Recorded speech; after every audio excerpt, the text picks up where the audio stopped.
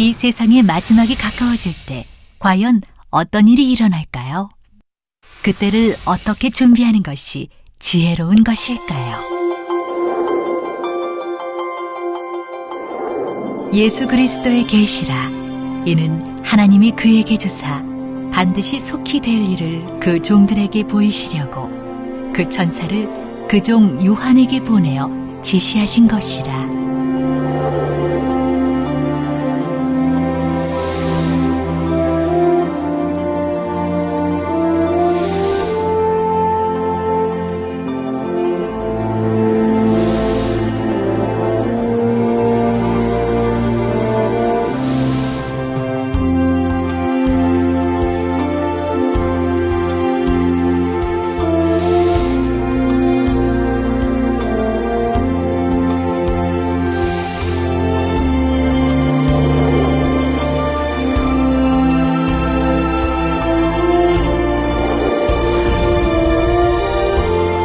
사랑하는 시청자 여러분, 세계적인 보험사 이재룡 목사의 설교를 통해 아버지 하나님의 마음과 뜻을 깨달아 소망과 기쁨 가운데 힘차게 달려가시길 바랍니다.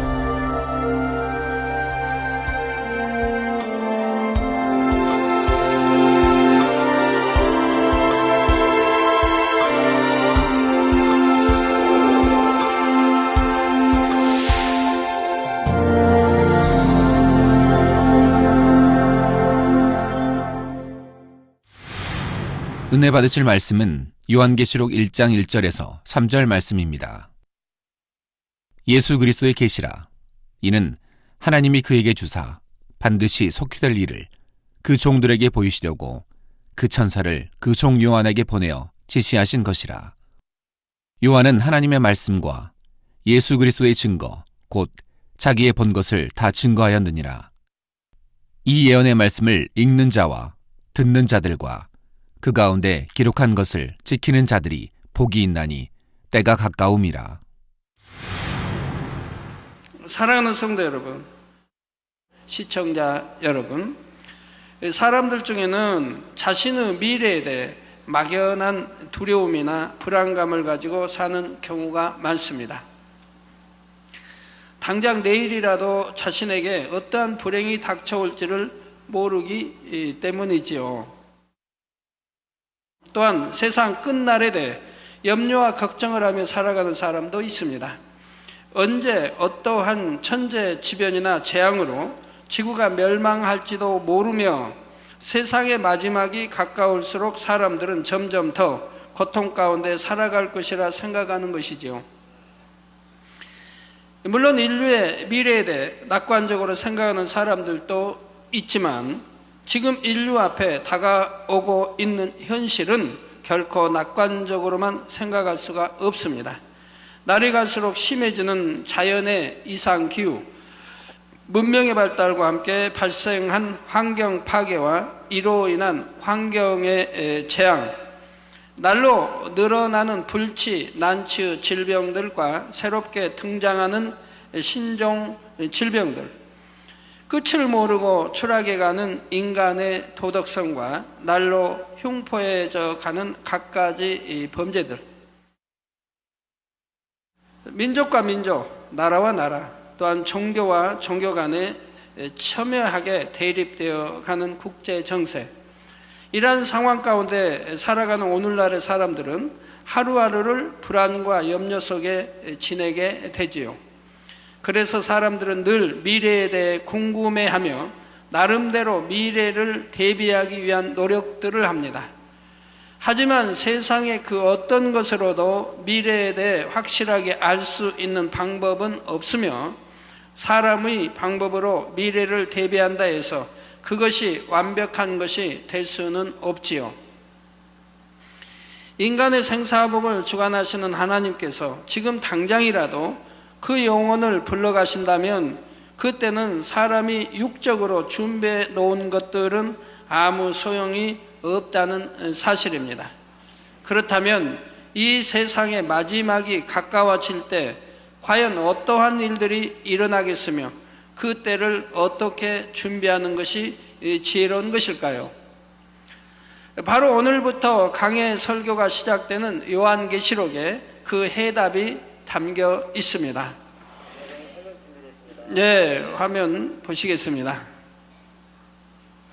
예, 교회 십자가가 보이고요. 번개 상공에 선명한 원형 무지개가 떠 있고, 또 대칭이라고 하던데요. 원형 무지개 위에 또 대칭 무지개가 떴었다고 하던데,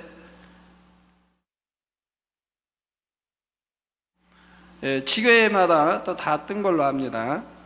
우리는 이 현실입니다. 하나님이 무슨 행사 때나 무슨 일이 있으면 저렇게 원형 무지개로 꼭 보여주시지 않습니까?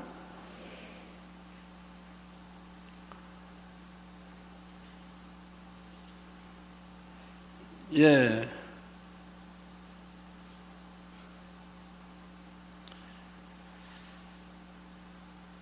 이 말씀을 읽고 듣는 사람들마다 정녕 마지막 때를 깨어 준비하며 신부단장할 수 있도록 주님께서는 마지막 때에 속히 되어질 일에 대해 세세히 기록해 하셨지요. 또한 장차 우리가 가야 할 천국 중에서도 가장 좋은 천국인 새 예루살렘에 대해 알려주심으로 소망 가운데 달려갈 수 있도록 해 주셨습니다. 그런데 오늘날 이러한 요한계시록에 대해 증거하는 교회들은 많지가 않습니다. 요한계시록의 말씀은 어렵고 난해하기 때문에 함부로 읽어서도 안 되고 풀어서도 안 된다고 하면서 아예 접하지 못하도록 하는 경우도 있지요. 성경에 기록된 말씀 그대로 때가 가까웠다 증거하면 마치 시한부 종말론을 주장하는 것처럼 매도하는 사람들도 있습니다. 깨어서 신부단장해야 한다고 증거하면 그런 말씀을 듣기 싫어하여 교회를 떠나는 사람들도 많고요.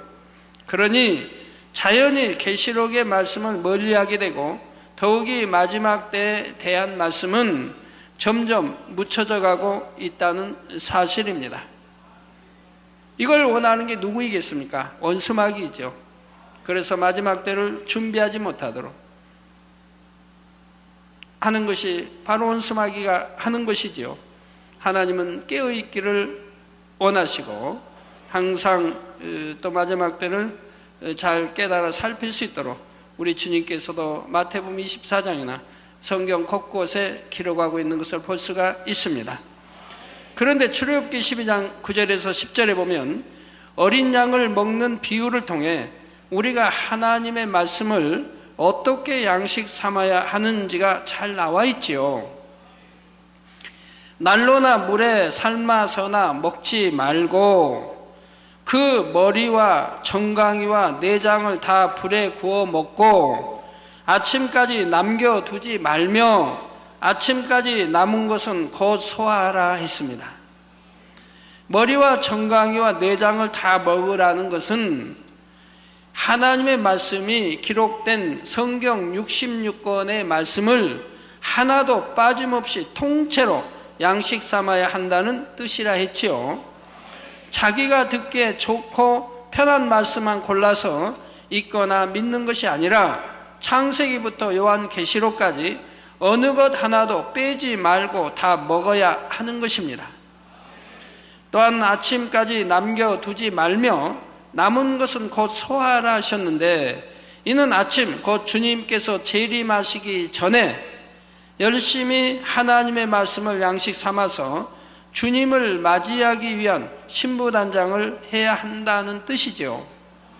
따라서 하나님의 자녀라면 주님의 뜻에 따라 당연히 요한계시록의 말씀도 열심히 읽고 들어서 양식 삼아야 합니다.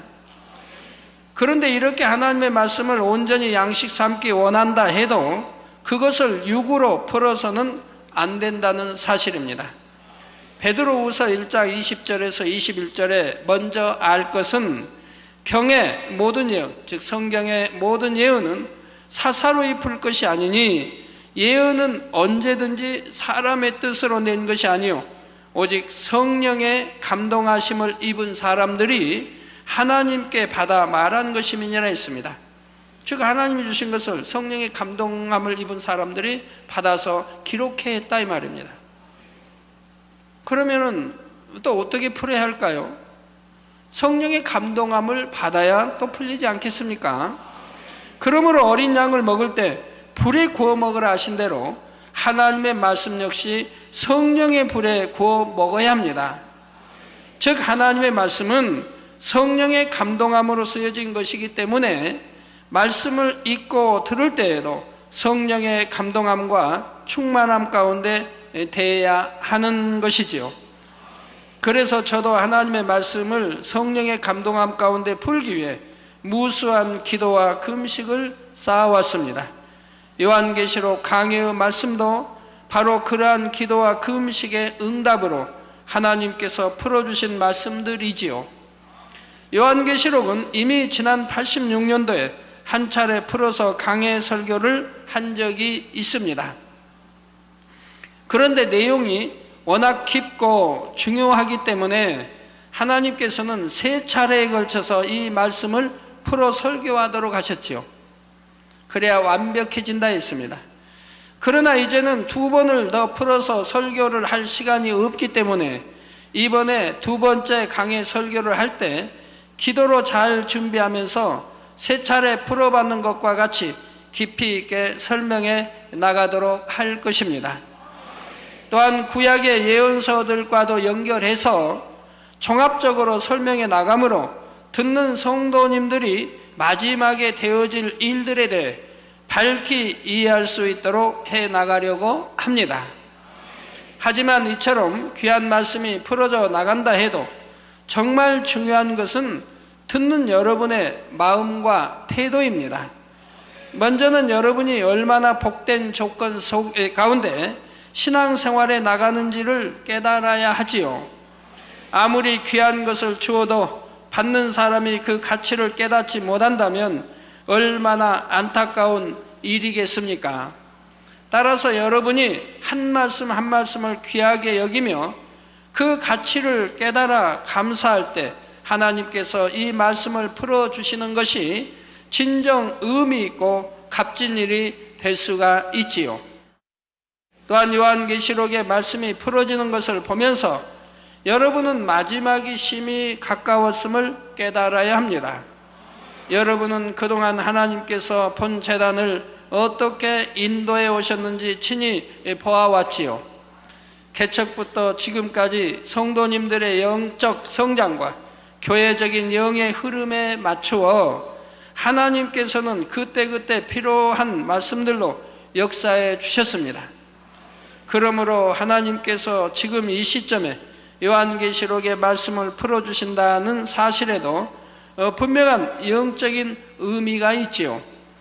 이제 정말 얼마 남지 않은 시간 동안에 더욱 깨어서 주님 맞을 준비를 잘 해 나갈 수 있기를 원하시기 때문입니다. 그리고 마지막 때의 흐름과 맞물려 본재단이 하나님의 섭리를 이루어가는 것을 보면서 이것이 여러분에게 믿음이 되므로 여러분 중에 많은 분들이 새 예루살렘을 침노에 들어오기를 원하시기 때문이지요.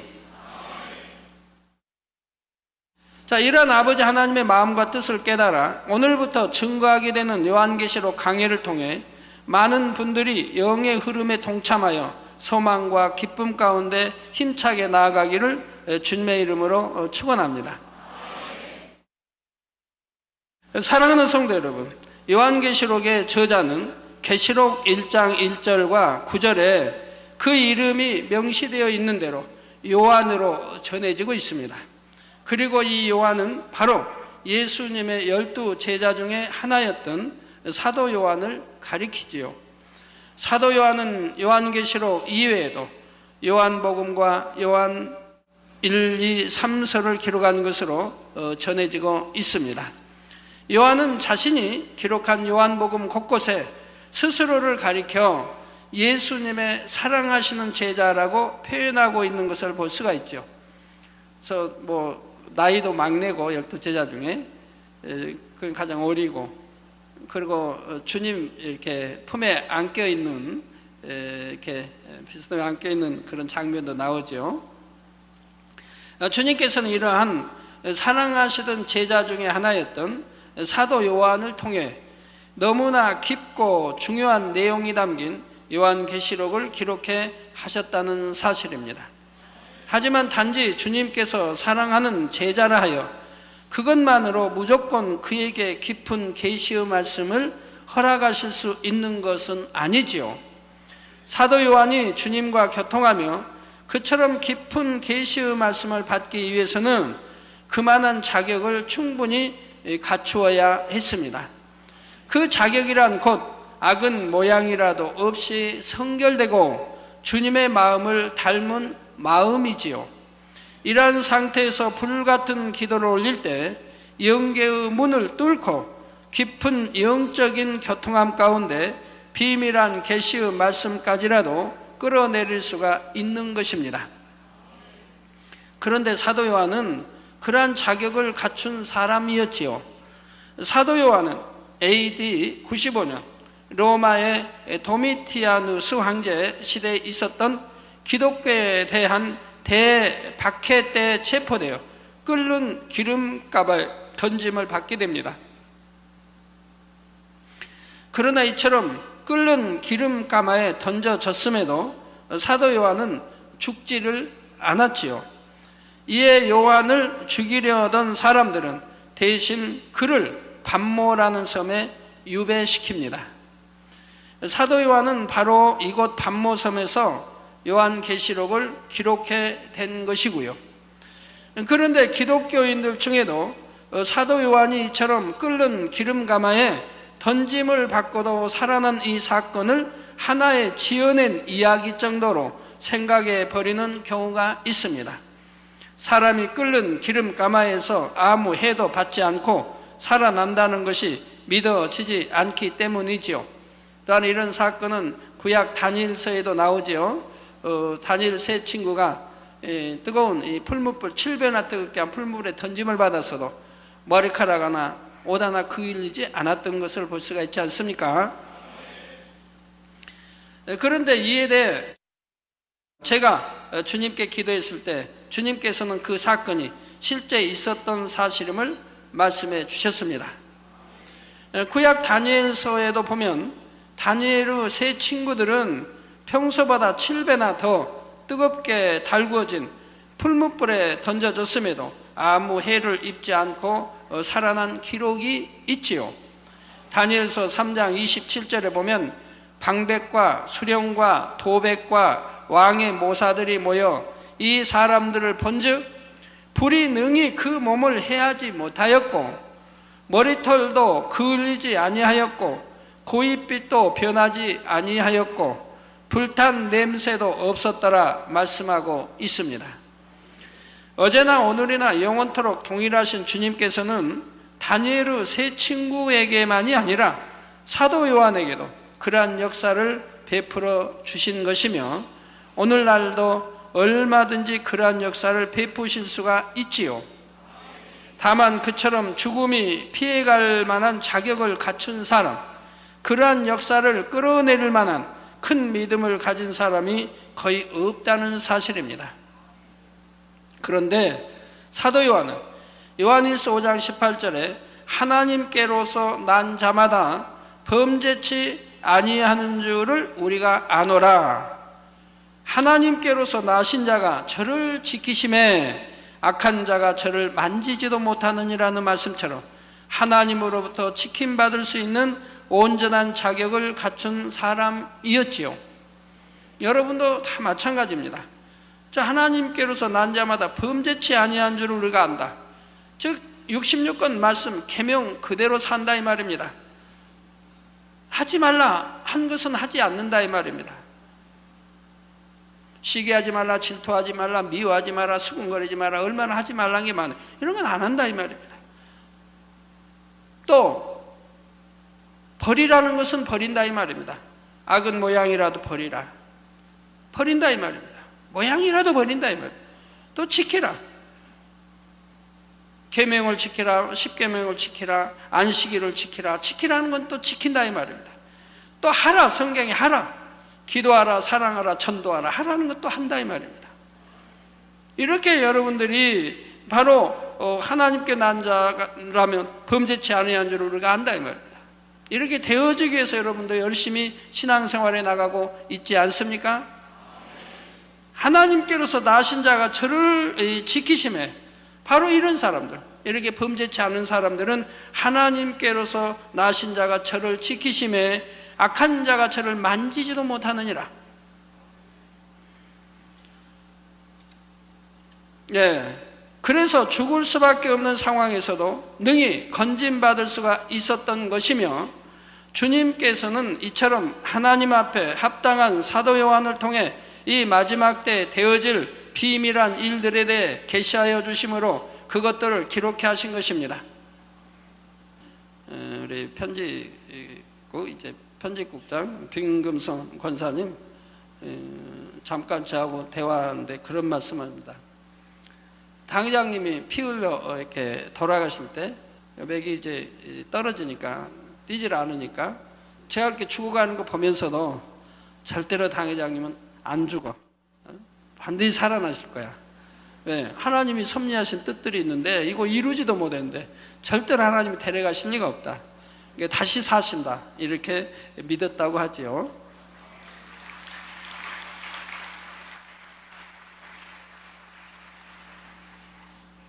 그런데 그 죽었다가 다시 살 때 얼마나 감동스럽겠습니까?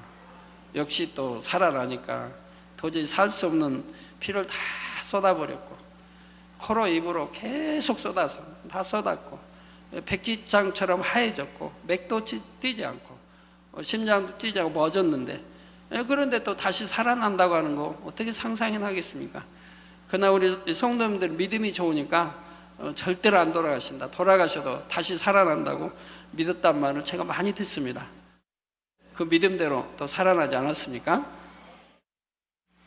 그런데 사도 요한이 반모섬에 유배된 것이 육의 사람들이 볼 때는 자신들이 원하는 대로 행한 것이라고 생각했겠지만, 그 모든 일은 하나님의 섭리 가운데 주님께서 육의 사람들까지도 주관하여 이루신 것이었습니다.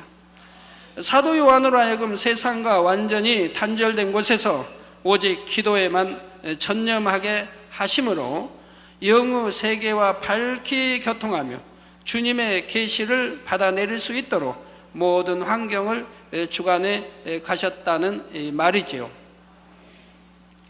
저도 반모섬에 이렇게 한 2번 다녀왔는데 참 은혜 받은 게 있어요. 물론 늘 은혜 받지만, 영안이 열린 분들이 이제 이렇게 제자 요한을 보신 분들 있잖아요. 그래갖고 사진으로까지 우리는 그림으로까지 그려 나왔는데, 거기에 보면 이마가 두툼하게 튀어나왔습니다. 이마가 이렇게 두툼하게 튀어나왔어요, 요한은. 그래서 저분 왜 이렇게 이마가 두툼하게 이렇게 튀어나왔나, 이런 생각을 했는데, 바로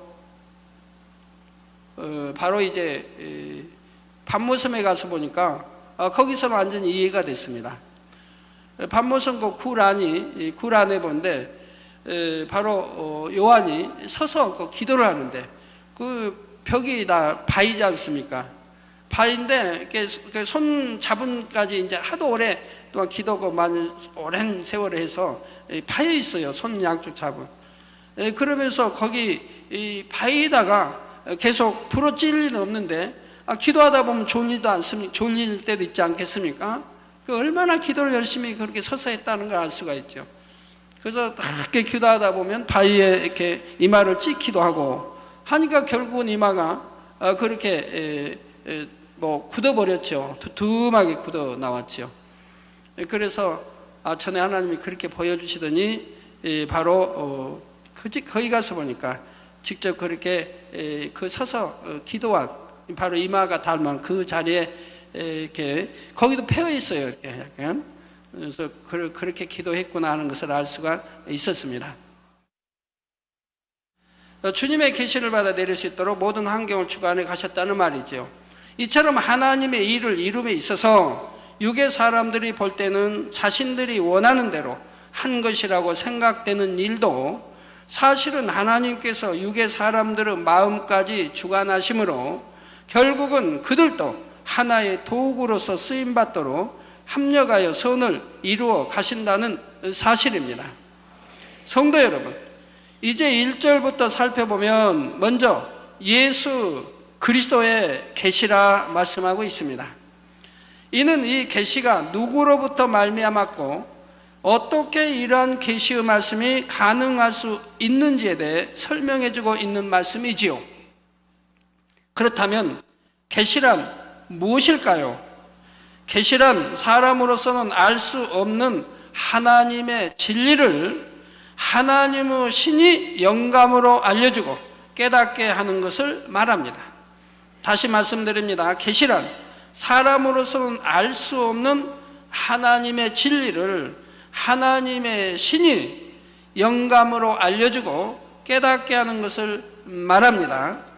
따라서 에레미야 33장 3절에 너는 내게 부르짖으라 내가 내게 응답하겠고, 즉 하나님이 부르짖는 그에게 응답하겠고 내가 알지 못하는 크고 비밀한 일을 내게 보이리라는 말씀대로 하나님 앞에 합당한 자격을 갖춘 사람이 부르짖어 기도할 때 감동함을 입어 하나님과 교통하며 계시를 받게 되죠.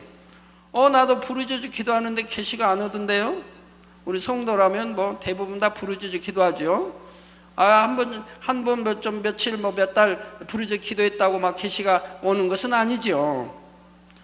그러면 부르짖어 기도하라니 이것도 하나님의 명이요 말씀이니 부르짖어 기도해야 되는 거예요. 구약이나 신약이나 어디나 보면 부르짖어 기도하라고 기록하고 있는 거예요. 선지자도 주님도 부르짖어 기도했음이 기록되어 있고요.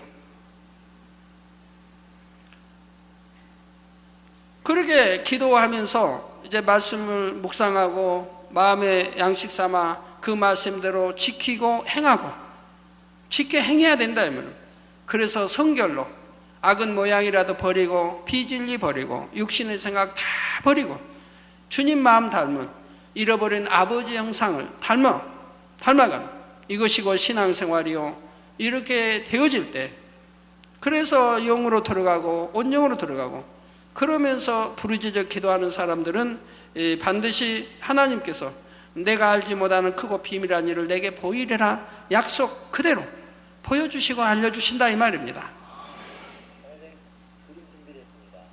그림 준비됐어요? 야, 보여주세요. 저도 본 지 오래됐네. 이마를 보세요.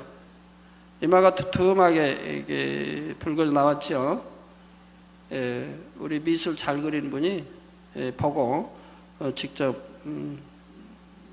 기둥에서 보고 그린 겁니다. 예. 머리카락이 그냥 길게 거기에 이발할 데도 없고 자연이 옛날 길 수밖에 없죠. 또 밤매섬에 옆에 이렇게 가서 밤매섬 동굴 다 바위로 된 그 굴 안에 들어가서 저렇게 기도하며 이렇게 해서 계시록을 계시받아 기록하게 됩니다. 예, 그래서 부르짖어 기도할 때 감동함을 입어 하나님과 교통하며 계시를 받게 되죠. 그래서 구약 시대에는 선지자들이 성신의 감동함으로 계시를 받았고 신약 시대, 즉 성령 시대에는 성령의 감동함으로 계시를 받게 됩니다. 그리고 덧붙여서 이처럼 계시받은 내용이 선포되어 나갈 때 이것이 곧 예언이 되는 것이고요. 우리 여기 오신 목회자님들도 한번 생각해 보세요. 성경을 여러분들이 이렇게 묵상해 본다고 하면 구약은 다 성신으로 나옵니다. 성령으로 나오지 않아요. 성신으로 나와요. 신약에 와서는 성신으로 나오지 않고 성령으로 나옵니다. 같은 성령인데 성신과 성령의 뜻은 이제 다른 것이라 이 말입니다. 구약은 바로 성령의 역사도 성신의 역사로 이렇게 표현해서 내적인이 아니라 외적인 이런 주관이고 신약에 와서 은혜 시대요. 예수를 구세주로 영접하면 하나님이 성령을 선물로 주셔서 우리 마음 안에 내주하신다 이 말입니다. 그래서 거룩한요 바로 성령이라고 표현이 되는 것이고 구약은 성신이라고 표현이 되는 거라 이 말이에요. 그러니까 성경대로 하면 돼요. 축도할 때도 성신의 이름으로가 아니라 성부, 성자, 성령의 이름으로 이렇게 해야 된다 이 말입니다. 신약이 기록되어진 대로. 근데 어떤 분들 많이 보면 성부, 성자, 성신의 이름으로라고 말한다 이 말이에요.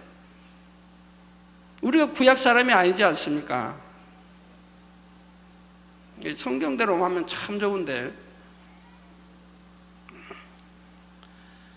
그래서 성령의 감동함으로 계시를 받게 됩니다. 그리고 덧붙여서 이처럼 계시받은 내용이 선포되어 나갈 때 이것이 곧 예언이 되는 것이고요. 그런데 오늘 본문의 이러한 계시를 예수 그리스도의 계시라 말씀한 것은 바로 사도 요한이 받은 이 계시가 예수 그리스도 우리 주님으로 말미암아 가능하게 되었다는 것을 나타냅니다. 원래 하나님께서 지으신 첫사람 아담은 늘 하나님과 교통할 수가 있었지요. 계시라는 말이 필요 없을 만큼 아담은 늘 하나님으로부터 모든 것을 직접 가르침 받을 수가 있었던 것입니다. 그런데 아담이 범죄한 이후로는 상황이 달라졌지요. 영이 죽게 된 아담과 그의 후손들은 더 이상 영이신 하나님과 교통할 수가 없게 되었습니다. 그래서 하나님께서는 하나님 앞에 합당한 몇몇 사람들에게 성신의 감동함을 입혀 그들과 교통하심으로 하나님의 뜻을 알리시고 인도해 오신 것이지요.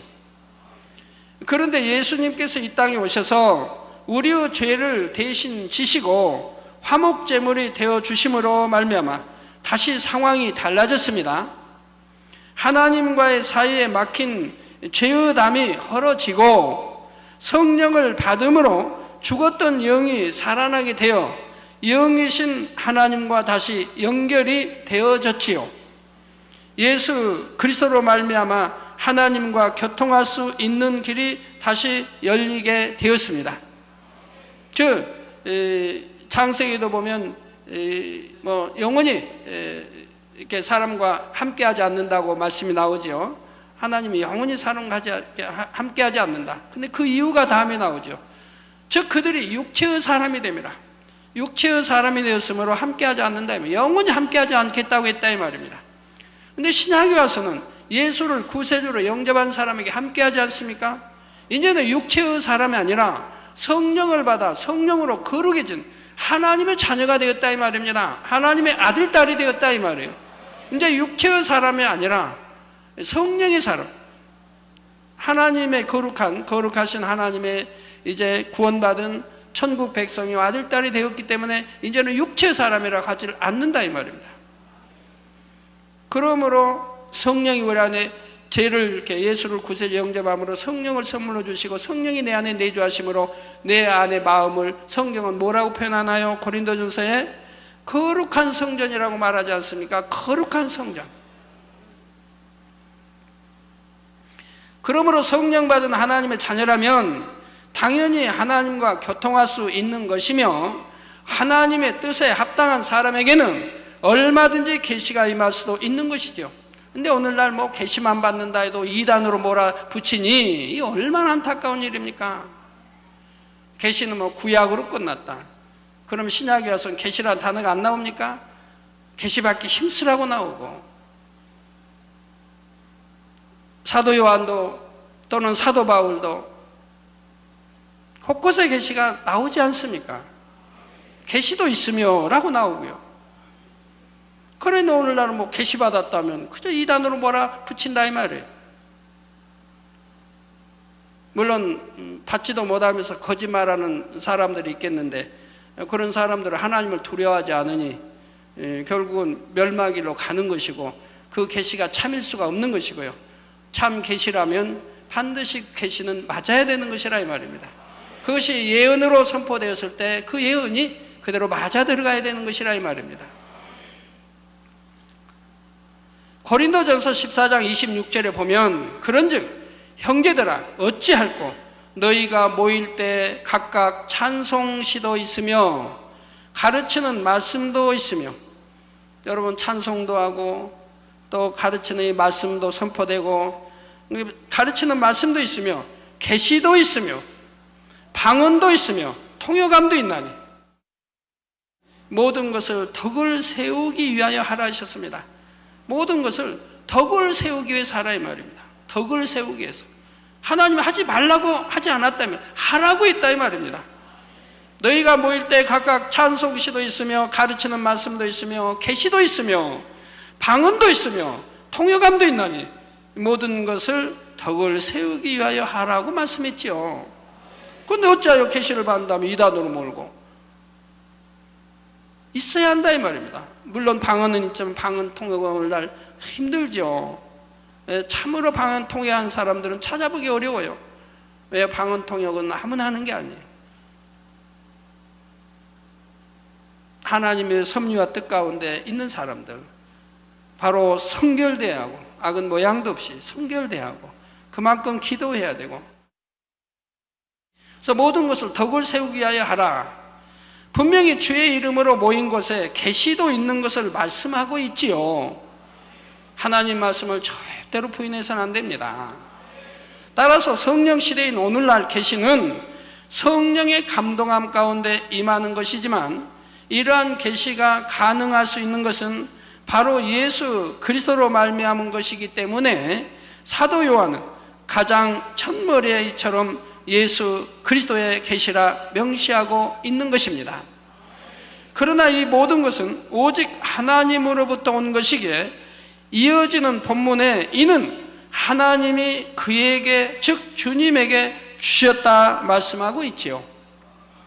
마태복음 11장 27절에 내 아버지께서 모든 것을 내게 주셨으니, 즉 하나님께서 모든 것을 내게, 즉 예수, 아들, 그 아들 예수 내게 주셨으니 아버지 외에는 아들을 아는 자가 없고 아들과 또 아들의 소원대로 계시를 받는 자 외에는 아버지를 아는 자가 없느니라는 말씀대로 하나님께서는 그의 아들 예수 그리스도로 말미암아 우리들에게 계시를 주셨습니다. 그래서 아버지 외에는 아들을 아는 자가 없고, 즉 하나님이 낳으신 아들 예수에 대해서 밝게 하시죠. 또 아들과, 즉 예수가 아버지 하나님인데 모르시겠습니까? 아들과 또 아들의 소원대로 계시를 받는 자 외에는, 즉 계시를 받는 자는 하나님 아버지에 대해 안다 이 말입니다. 구약의 모세가 몰랐습니까? 알지 않습니까? 엘리사도 알았고 하나님의 사람들을 알지 않습니까? 모세도 보면 하늘나라 생명책에 내 이름을 지워서라도, 이렇게 해서 생명책에 이름이 있는 거, 구원받을 사람들은 생명책에 이름이 있는 것까지도 알고 있지 않습니까? 사도 바울도 마찬가지 아닙니까? 내 형제들을 구원케 해서 내가 생명책 이름이 지워진다 할지라도. 그리고 아버지에 대해서 밝게 안다 이 말입니다. 즉 계시를 받는 자들이기 때문에 우리 주님의 뜻대로. 그래서 아들과 그 아들의 소원대로 계시를 받는 자 외에는 아버지를 아는 자가 없느니라는 말씀대로 하나님께서는 그의 아들 예수 그리스도로 말미암아 우리들에게 계시를 주셨습니다. 그리고 이러한 계시를 통해 하나님의 자녀된 우리들이 아버지 되시는 하나님에 대해 어찌하든 더 밝히 알고 깨닫기를 원하시지요.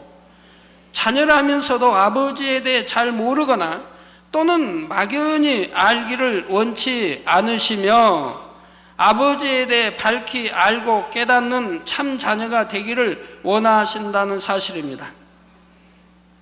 막연하게 알기를 원치 않으신다 이 말이에요.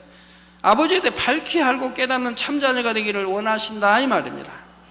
그래서 이러한 아버지 하나님의 소원과 그의 아들 예수 그리스도의 소원대로 계시를 받을 수 있는 자녀를 찾으시는 것이지요.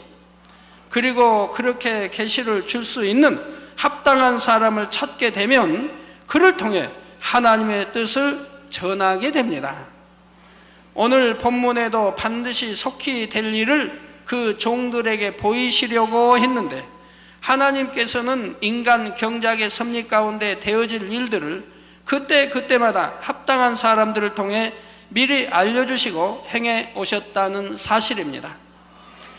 아모스 3장 7절에 주 여호와께서는 자기의 비밀을 그 종 선지자들에게 보이지 아니하시고는 결코 행하심이 없으시리라 말씀하신 대로이지요.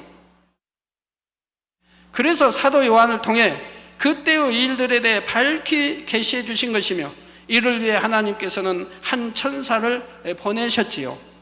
그 천사를 그 종 요한에게 보내어 지시하신 것이라 말씀하고 있습니다. 천국에는 여러 부류의 천사들이 있지요.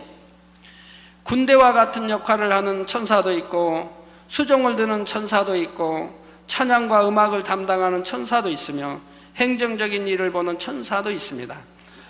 한 나라의 조직을 보면 수많은 종류의 직무를 감당하는 공무원이 있듯이, 그 넓은 천국에도 수많은 부류의 천사들이 있어서 각각의 임무를 수행하게 됩니다. 그 공무원도 있고 군대도 있고 경찰도 있듯이 하늘나라에도 마찬가지입니다. 천사들도 있고 군대, 군인을 표현하는 또 천군도 있고, 군대 장관도 있고, 천사장도 있고, 천사장도 수도 없이, 성경에 기록된 것은 뭐 불과 몇 명 기록해 놓은 것이고요. 수많은 천사장들이 있는 것이고, 거기에 또 높고 낮은 서열이 다 정해져 있는 것이라 이 말이에요.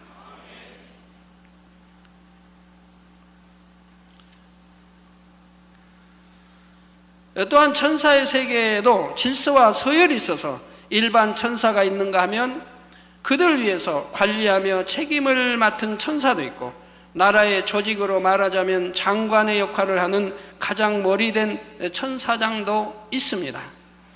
유다서 1장 9절에 보면 천사장 미가엘이 나오고, 누가복음 1장 19절에 보면 나는 하나님 앞에 섰는 가브리엘이라 하여 가브리엘 천사가 나오는데, 가브리엘도 바로 천사장이죠. 그러나 여기는 우리나라로 치면 문관입니다. 문관. 미가엘 천사장은 무관이고요. 무관하면, 옛날에 이제 무관하면 뭐 칼도 또 방패, 투구도 쓰고 아주 무장하죠. 이게 군인에 속한 거죠. 쉽게 말하면. 그리고 이제 문관은, 가브리엘 천사장은 문관, 뭐 글이나 써 편대 굴리는 이런 측을 여러분 생각하시면 돼요. 천국에는 이루 헤아릴 수 없을 만큼 많은 천사들이 있는데, 그들 중에 아무나 하나님 앞에 설 수 있는 것이 아닙니다. 하나님 앞에 선다는 것은 그만큼 머리된 천사를 말하는 것이며, 곧 천사의 머리인 천사장급을 말합니다. 그리고 천국에는 성경에 기록된 이들 미가엘이나 가브리엘 외에도 많은 천사장들이 있지요. 하나님이 이제 이게 한 번씩 움직이시면요, 뭐 내생물도 있지만 천사장이 좌우에 12명씩 24명의 천사장이 함께 이동하는 걸 보게 돼요. 전에 이제 개척 때 알려주신 것인데요. 그런 게 얼마나 어마어마한 그 장관이겠습니까? 그걸 볼 수 있다면. 사도 요한에게 주시는 계시의 말씀은 너무 중요한 내용이기 때문에 하나님께서는 바로 이들 천사장들 중에서 하나님의 마음과 뜻을 잘 담아 전할 수 있는 그러한 천사장을 택하여 보내신 것입니다. 나라에서도 대통령이 아주 중요한 일을 누군가를 통해 대신 처리하고자 할 때는 그만큼 대통령의 마음과 뜻을 잘 알아서 행할 수 있는 사람을 보내는 것과 마찬가지이지요. 그러면서 동시에 그만큼 지위와 권세가 있는 사람을 택하여 보내는 것도 볼 수 있습니다. 이런 것처럼 하나님께서도 그만한 위치에 있는 천사장을 택하여 보내신 것이지요. 이렇게 요한계시록은 하나님께서 보내신 천사장이 전해주는 계시의 내용과 사도 요한이 자신이 환상 중에 본 내용을 통해 마지막 때에 대한 하나님의 뜻과 섭리, 그리고 되어질 일들에 대해 밝히 기록하고 있습니다. 사랑하는 성도 여러분, 오늘 본문에 보면 요한계시록에 기록된 내용이 반드시 속히 될 일이라 말씀하고 있습니다. 그러면 어떤 분은 요한계시록이 기록된 것이 지금으로부터 1900여 년 전인데, 그때 당시에 속히 될 일이라 하신 것이 왜 아직까지도 이루어지지 않고 있는가? 이처럼 아직까지도 이루어지지 않은 일에 대해 사도 요한은 왜 속히 될 일이라 기록한 것일까? 이런 의문들이 생길 수가 있지요. 그러나 속히 되어질 일이라고 하신 것도, 또한 때가 가깝다고 하신 것도 결코 사람의 말이 아닌 만군의 여호와 하나님의 말씀이라는 사실입니다. 예전에도 그랬지만 오늘날 역시 사람이 오래 산다 해도 100살을 넘기기란 쉽지 않지요. 우리 교회 100살 넘으신 분도 계시고 90살 넘으신 분이 꽤 많이 계시지만, 그래도 100살을 넘기기가 쉬운 것은 아니라 이 말입니다. 또 오늘 당장 무슨 일이 일어날지, 내일이든 한 달 후든 1년 후든 무슨 일이 일어날지를 모르는 것이 사람의 일입니다. 그러므로 지금 당장이라도 하나님께서 여러분의 영혼을 불러가시면 그 순간이 바로 그 때인 것이며 속히 될 일이 이루어진 것이지요. 지금부터 1900년 사람도 1800년 사람도 마찬가지라 이 말이에요. 속히 되어질 일이 그들이 영혼 하나님 불러가실 때 그때가 된 것이라 이 말입니다. 그들이 지금까지 1900살 살고 그런 게 아니라 이 말이에요. 그러니 이 말씀을 듣고 읽는 사람은 누구나 자신에게 언제 속히 다가올지 모르는 그 때를 준비하고 있어야 하는 것입니다. 주님이 속히 오신다고 하신 게 언젠데 아직까지 안 오시지 않느냐 말했던 수많은 사람들이 이미 그들에게 속히 임한 그 때를 만났다는 사실이지요. 따라서 여러분은 내 때는 항상 가깝다는 사실을 늘 명심하시기 바랍니다. 하나님께서 내 영혼을 불러가시는 순간, 그 순간의 모든 것은 이미 결정되는 것이지요. 여러분은 다시 한번 마음을 새롭게 하여 결단할 수 있는 복된 성도님들이 되시기 바랍니다. 지금은 정말로 마지막 때의 징조들이 도처에서 일어나고 있고 계시록에 기록된 끝날의 일들이 실제로 이루어질 날들이 멀지 않은 때입니다. 바로 이러한 때 아버지 하나님께서 여러분에게 요한계시록 강의를 허락해 주시는 것이 얼마나 복된 일인가를 진정 깨달아서 온전한 신부단장을 해나가는 여러분 모두가 되시기를 부탁드립니다. 그래서 본문 3절에 이 예언의 말씀을 읽는 자와, 이 계시록을 읽는 자와 듣는 자들과, 여러분 읽고 또 듣고 있지 않습니까? 듣는 자들과 그 가운데 기록한 것을 지키는 자들이 복이 있나니. 자, 이 예언의 말씀은 풀어서는 안 된다, 들어서는 안 된다, 닫아둬라가 아니라 이 예언의 말씀을 읽는 자가 복이 있다 이 말입니다. 그리고 듣는 자들, 이렇게 설명해 줄 때 듣는 자들이 복이 있다 이 말이에요. 그래서 듣는 자들과 그 가운데 이 예언의 말씀을 이제 그 가운데 기록된 것을 지키는 자리 복이 있나니 하신 말씀대로 듣는 말씀을 지켜 행하는 여러분 모두가 되셔서 진정 복 있는 사람들이 되시기를 주님의 이름으로 축원합니다. 말씀 상고하시면서 통성으로 다 같이 기도하시겠습니다. 할렐루야. 주님 은혜와 사랑에 감사를 드립니다. 아버지, 오늘 또 들은 말씀이 믿음이 되고 생명이 되게 도와주시고 계시록 이제 강의에 들어갔습니다. 아버지가 은혜 주시고 밝히 증거할 수 있게 도와주시고 우리 성도님들 사모함으로 준비하여서 한 말씀도 땅에 떨어지지 아니하고 다 마음에 새겨 지켜 행할 수 있는 복된 성도님들이 되게 축복해 주시옵나이다.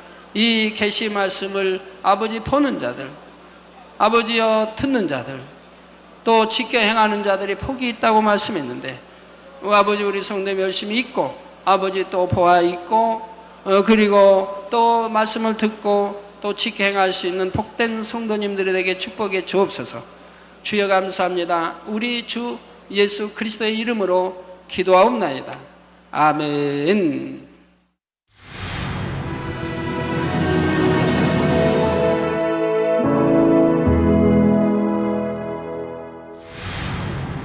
할렐루야. 전능하신 사랑의 아버지 하나님, 이 시간 기도 받는 모든 성도님들 위해 안수하여 주옵소서. GCN 방송 시청자들이 인터넷과 화상을 통해 기도받는 지교회와 지성전 그리고 전세계 하나님의 자녀들 위에도 시공간을 초월하여 역사하여 주시기를 원합니다. 믿어지는 믿음을 주시고 부정적인 생각과 의심의 세력을 물리쳐 주옵시며 모든 시험 환난도 물리쳐 주옵소서. 머리부터 발끝까지 오장육부 뼈 마디마디 온몸의 신경 조직 세포 등 아픈 곳마다 성령의 불로 태우시고 근본의 빛으로 역사하여 주옵소서. 예수 그리스도의 이름으로 명하노니 원수마귀 사단 모든 질병 균 연약함아 물러가라. 빛이 여임하라.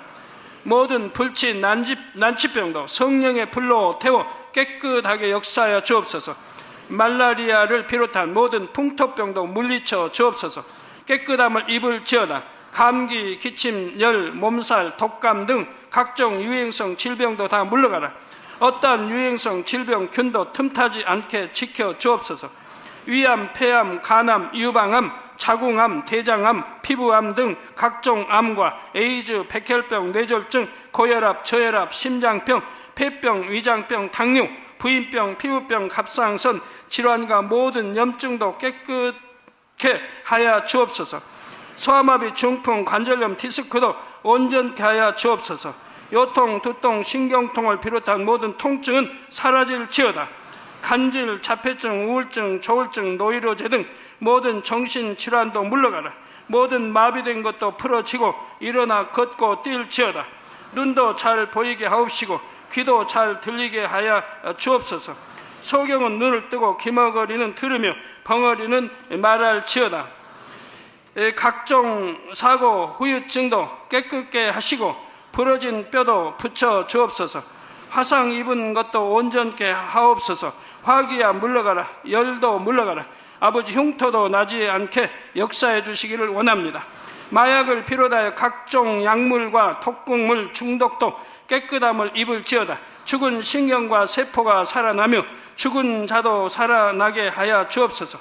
잉태의 축복도 주시기를 원합니다. 잉태 축복을 받으라. 예수 그리스도의 이름으로 명하노니 원수마귀 사단아 하늘 공중 곳에 잡은 악의 영들아 물러가라. 그의 사자들도 물러갈지니라. 이 땅의 악한 영, 더러운 영, 거짓되고 간사한 영, 이간질하고 미혹하는 모든 어둠들은 물러가라. 모든 흉악의 결박을 풀고 어둠아 물러가라. 빛이 여임하라. 아버지 하나님, 부르짖어 기도할 수 있는 능력을 주시고 죄를 버리고 성결될 수 있는 능력을 주옵소서. 영혼이 잘됨같이 범사에 잘되게 하시고 가정의 복음화도 이루어 주시기를 원합니다. 한 주간도 모든 사고와 재앙으로부터 지켜주시고 불통이 없는 형통한 삶을 살 수 있도록 축복해 주옵소서. 성령의 불담으로 천군 천사와 주님의 불꽃 같은 눈동자로 모든 하나님의 자녀들과 가정, 일터, 사업터를 지켜주시기를 원합니다. 학생들에게 지와 명철을 더하시고 공부도 할 수 있는 뜨거운 마음과 열정도 더하여 주옵소서.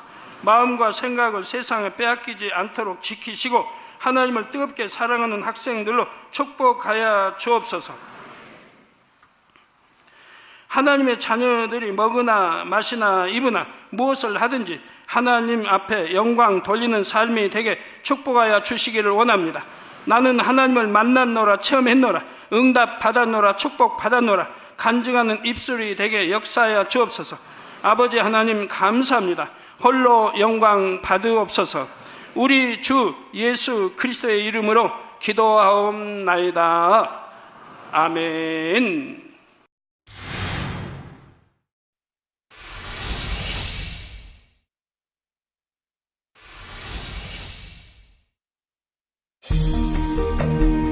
이 세상의 마지막이 가까워질 때 과연 어떤 일이 일어날까요? 그때를 어떻게 준비하는 것이 지혜로운 것일까요? 요한계시록에 그 해답이 담겨 있습니다.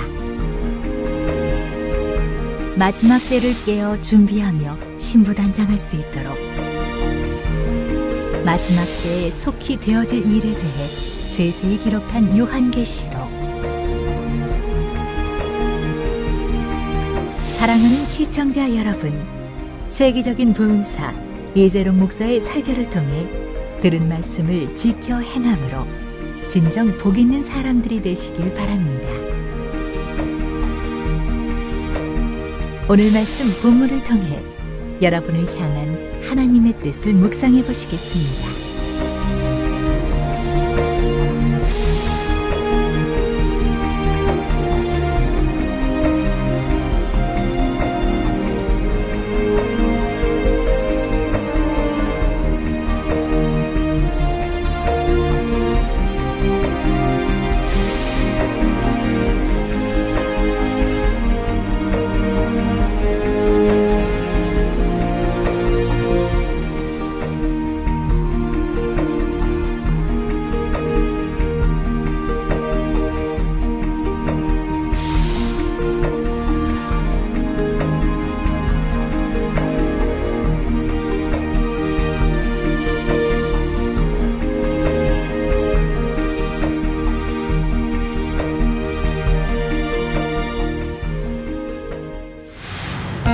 이 말씀을 읽고 듣는 사람들마다 정녕 마지막 때를 깨어 준비하며 신부단장할 수 있도록 주님께서는 마지막 때에 속히 되어질 일에 대해 세세히 기록해 하셨지요. 사도 요한이 주님과 교통하며 그처럼 깊은 계시의 말씀을 받기 위해서는 그만한 자격을 충분히 갖추어야 했습니다. 그 자격이란 곧 악은 모양이라도 없이 성결되고 주님의 마음을 닮은 마음이지요. 주님께서는 이처럼 하나님 앞에 합당한 사도 요한을 통해 이 마지막 때 되어질 비밀한 일들에 대해 계시하여 주심으로 그것들을 기록해 하신 것입니다. 계시란 사람으로서는 알 수 없는 하나님의 진리를 하나님의 신이 영감으로 알려주고 깨닫게 하는 것을 말합니다. 하나님께서는 인간 경작의 섭리 가운데 되어질 일들을 그때마다 합당한 사람들을 통해 미리 알려주시고 행해 오셨다는 사실입니다. 이렇게 요한계시록은 하나님께서 보내신 천사장이 전해주는 계시의 내용과 사도 요한이 자신이 환상 중에 본 내용을 통해 마지막 때에 대한 하나님의 뜻과 섭리 그리고 되어질 일들에 대해 밝히 기록하고 있습니다. 마지막 때의 징조들이 도처에서 일어나고 있고 계시록에 기록된 끝날의 일들이 실제로 이루어질 날들이 멀지 않은 때입니다.